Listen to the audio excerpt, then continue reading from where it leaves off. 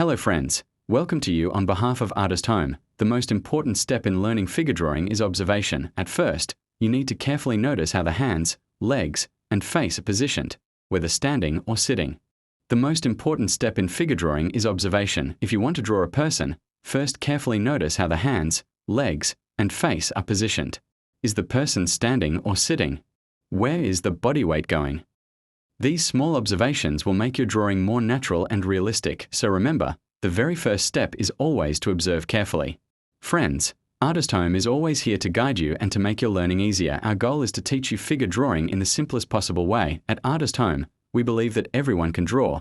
All you need is the right guidance and consistent practice.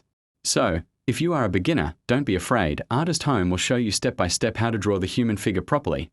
White right pointing backhand index first. We will start with basic lines and shapes to build the structure. White right pointing backhand index then. We will learn how to place the hands, legs, and face correctly with balance. White right pointing backhand index after that. We'll add details to make the figure come alive.